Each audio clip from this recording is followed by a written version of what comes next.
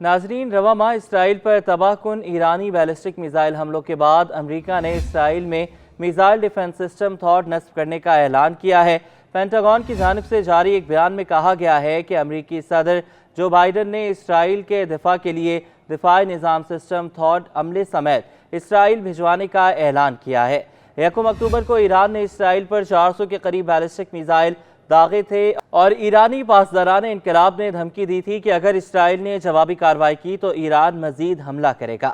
ان حملوں کا مقابلہ کرنے کے لیے اسرائیل نے اپنے تمام میزائل دفاعی نظام استعمال کیے، جن میں کم فاصلے تک مار کرنے والے راکٹوں کے لیے بنائے گئے آئرن ڈوم سسٹم سے لے کر ایرو سسٹم بھی شامل ہے، جو فضا اور خلا سے داغے گئے بیلسٹک میزائلوں کو تباہ کرنے کے لیے ڈیزائن کیا گیا ہے۔ تاہم اسرائیل کا دفاعی نظام ایرانی میزائلوں کو روکنے میں مکمل طور پر ناکام رہا۔ اس حملے کے بعد اسرائیلی وزیراعظم کا کہنا تھا کہ اسرائیل کا جوابی حملہ مہلک اور عین نشانے پر ہوگا۔ اسرائیلی وزیر دفاع کی دھمکی کے بعد ایران نے بھی کھلے الفاظ میں اسرائیل کو دوبارہ تباہ کن حملے کا پیغام بھجوا دیا تھا۔ پینٹاگون کا کہنا ہے کہ امریکہ کا تھاڈ سسٹم بھجوانے کا فیصلہ اس کے اسرائیل اور وہاں مقیم امریکیوں کو ممکنہ ایرانی بیلسٹک میزائل حملوں سے بچانے کے عزم کو ظاہر کرتا ہے۔ اس سے قبل گزشتہ سال 7 اکتوبر کو اسرائیل پر حماس کے حملے کے بعد امریکہ نے تھاڈ سسٹم مشرق وسطیٰ بھجوایا تھا۔ یاد رہے کہ 2019 میں بھی امریکہ نے ٹریننگ اور دفاعی مشقوں کے لیے تھاڈ سسٹم اسرائیل بھجوایا تھا۔ تھاڈ نظام کے ذریعے مختصر اور درمیانے فاصلے تک نشانہ بنانے کی صلاحیت رکھنے والے بیلسٹک میزائلوں کو اس وقت تک مار گرایا جا سکتا ہے جب وہ اپنی پرواز کے آخری مرحلے میں ہوتے ہیں۔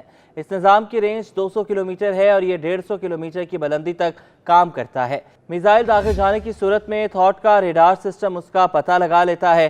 تھاڈ کا ریڈار سسٹم یہ معلومات اپنے کمانڈ اینڈ کنٹرول سسٹم کو بھیجتا ہے، جو فوراً ایک انٹرسیپٹر میزائل لانچ کرنے کی ہدایت جاری کرتا ہے۔ انٹرسیپٹر میزائل کو داغے گئے میزائل کی جانب فائر کیا جاتا ہے۔ بیلسٹک میزائلوں کو اس کی پرواز کے آخری مرحلے میں مار گرایا جاتا ہے۔ تھاڈ کے ایک لانچر ٹرک پر 8 انٹرسیپٹر میزائل نصب ہوتے ہیں۔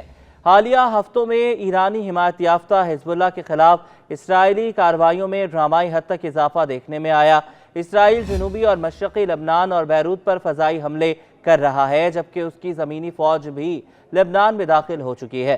دوسری جانب حزب اللہ کی جانب سے بھی اسرائیل پر راکٹ حملے کیے جا رہے ہیں۔ اتوار کے روز اسرائیلی فوجی اڈے پر حزب اللہ کے ڈرون حملے میں 4 اسرائیلی فوجی ہلاک اور 100 سے زائد زخمی ہوئے۔